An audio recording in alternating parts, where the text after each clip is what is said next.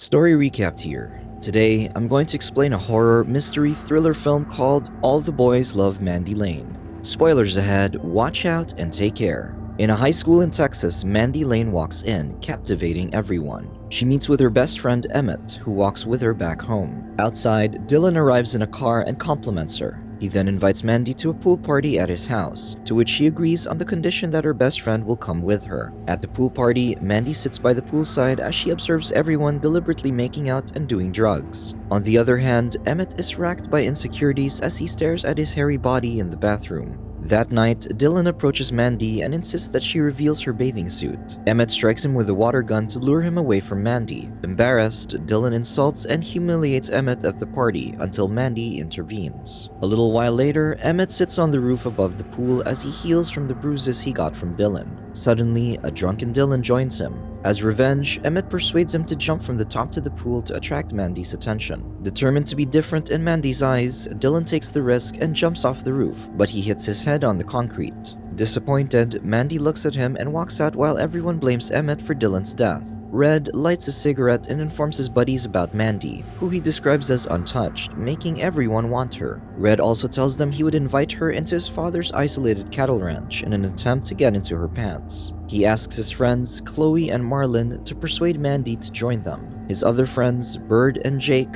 hope that she will come and even bets on who gets lucky with her first. Meanwhile, as Mandy runs on the track, Emmett pursues her. However, Mandy has ended their friendship since the accident at the pool party. She then befriended many of Dylan's popular friends, including Chloe and Marlon. In a locker room, Chloe reminds Mandy about Red's weekend party at his ranch, which Mandy reluctantly accepts. Chloe immediately informs her friends that Mandy is coming, exciting the men. That night, Mandy asks permission from her aunt, Jo, with the help of her cousin, Jen. After some push, Jo allows her to go, trusting Mandy's discipline and maturity. Mandy heads into her room and immediately packs her things. As she changes her clothes, someone stalks her from a distance. The weekend arrives and the group is on their way to the ranch house. They ride in two cars where Jake drives with Red and Marlon while Chloe drives with Bird and Mandy. Given the long drive, they have occasional stopovers where they smoke pot. Even though Mandy doesn't participate in their vices, she seems to have fun with her new friends. At a gas station, the group plots to steal a keg of beer from a man. As Jake distracts him by pretending to be lost, Bird and Red carry the barrel into their truck.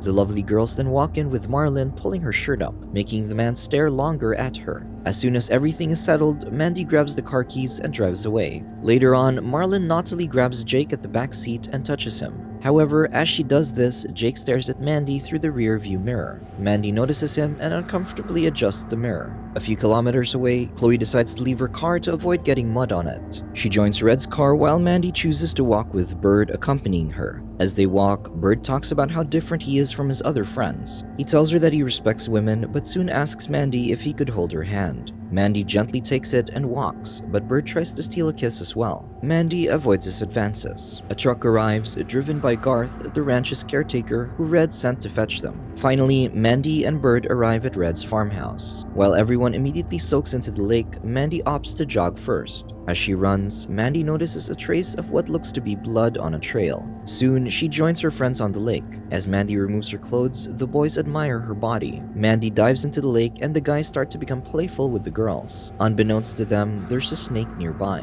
When the snake is about to attack Mandy, Garth shoots it, making everyone leave the lake. That night, the group plays Truth or Dare while drinking. Marlon dares Mandy to get Garth to join them, which Mandy accepts. Outside, Mandy asks Garth to join them, but he refuses since he must look after them. When Mandy comes back, Jake is offended by a joke and storms off to a nearby cattle barn. Marlon follows and goes down on him. A silhouette appears in the distance, watching them. As Jake finishes, Marlon expects her turn, but Jake declines and leaves her alone. Frightened, Marlon waits for Jake to come back for her. Instead, someone knocks her out with a shotgun. The assailant then places the gun on her mouth and swings it back and forth until her mouth bleeds. He then pushes it hard, cracking her jaw open. Back at home, Chloe heads to the bathroom while Mandy is left alone with the men, who refuse to leave her alone in an attempt to get lucky with her. Suddenly, the lights turn off and Chloe asks for help. Bird then heads outside to check the generator while Red helps Chloe. A little while later, Mandy excuses herself from Jake to get candles. As she prepares, Jake makes his moves on Mandy. He reveals that he intentionally switched off the power so he could be alone with her. Mandy is surprised and disappointed, ordering him to fix the electricity. Frustrated, Jake complains about how Mandy acts like she knows everything and even questions why she joins when all she does is avoid them. Mandy walks out in response. Meanwhile, Bird fails to start the generator. Garth appears and informs him that the generator doesn't have anything to do with the blackout. He also advises him to return before losing his girlfriend, assuming that Bird and Mandy are in a relationship. Bird immediately heads back to the house as he realizes that Jake and Red might have set him up to get with Mandy first. On the other hand, Red comforts Chloe as she rants about her insecurities. Suddenly, the electricity comes back. Still, Jake convinces the girls to sleep with him. When no one accepts, he grabs Red's shotgun and drives the pickup vehicle to find Marlon. After the long, reckless drive, Jake finally locates her, sitting beside the lake. When he gets a closer look, he notices her damaged face. The distraction allows the assailant to push Jake into the lake. Jake sinks into the water to hide as the killer aims the gun at him. However, as soon as he surfaces to breathe, the killer shoots him in the head. The hooded killer then drags him off the lake as he sings, then quickly finishes Marlon with a heavy strike on her neck.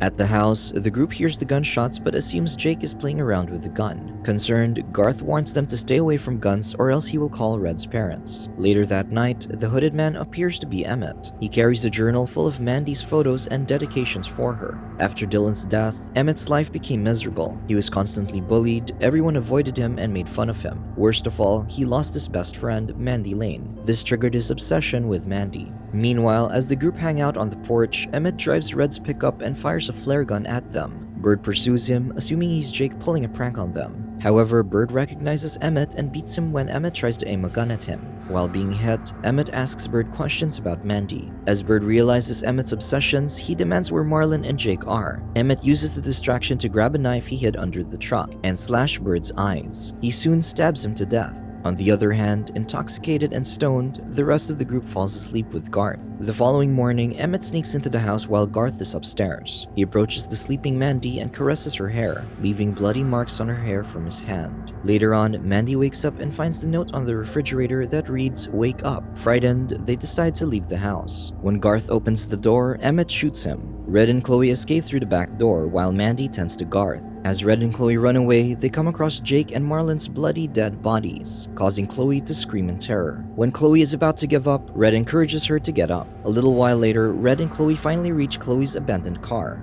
Red scans the view and finds no one following them. Believing they're finally safe, Red proceeds to kiss Chloe to confess his feelings for her. As they kiss, a bullet hits Red. Chloe tries to get him up, but Emmett approaches right before she can get her keys from Red's pocket. Meanwhile, Garth orders Mandy to get his car's key to his cabin and escape. Mandy goes to retrieve the key along with the knife that Emmett used to kill Bird. On her way to the house, Chloe hides behind a stack of hay. As she calms herself, she finds Bird, eyeless and dead, beside the grass. She then hears a roaring car approaching her, leaving her no choice but to run for her life. Finally, Mandy steps outside and perceives Chloe being pursued by the car. Mandy stands while holding the knife as if ready to attack. Mandy urges Chloe to run faster to her. When Chloe reaches her, Mandy hugs her and comforts her with the knife into Chloe's stomach. Chloe is stunned by this and collapses. Mandy shakes the blood from her hands and greets Emmett, asking what took him so long. While Chloe bleeds out, Emmett and Mandy contemplate their pact to die together after killing everyone as planned. When they're about to take the pills that would fulfill their goal, Mandy kisses him, giving him what she thinks he wants before throwing the pills away. Mandy then screams for help, opting for Garth to shoot Emmett on the shoulder. Enraged, Emmett quickly runs into him and stabs him. Mandy pushes Emmett away from Garth, then runs. Emmett follows Mandy into the fields, where they tumble into a pit filled with muddy, decaying animals. Emmett tries to convince her to stick to their plan, but Mandy refuses. Mandy grabs a piece of wood to protect herself from Emmett's machete. She hits Emmett multiple times until he dies. A little while later, the muddy and bloody Mandy returns to Garth while holding a knife. However, instead of killing him, Mandy stabs the knife beside him and carries him into the truck. Garth expresses gratitude to Mandy for saving him as the two drive away, presuming that she was only a victim. Mandy smiles at him, remembering when she observed her future victims on the railroad tracks on their way to the fateful ranch. Mandy and Emmett had reasons to despise the circle of friends. While Emmett was bullied, Mandy was constantly pursued, and her so-called female friends encouraged the men's advances towards her. Emmett was madly in love with Mandy, but pursued her in a different way. He and Mandy made agreements to die together after fulfilling their revenge. His book detailing his love for her would be his legacy, while Mandy would die with her reputation intact. However, Mandy had other plans. Emmett was only a pawn in her greater scheme. In the end, she made it appear as if Emmett murdered the bunch in a jealous rage. Therefore, she spared Garth, who would confirm her narrative to the cops on how all the boys love Mandy Lane. Subscribe to watch more videos like this. Turn on notifications. And leave a like, it really helps the channel out. Thank you for watching.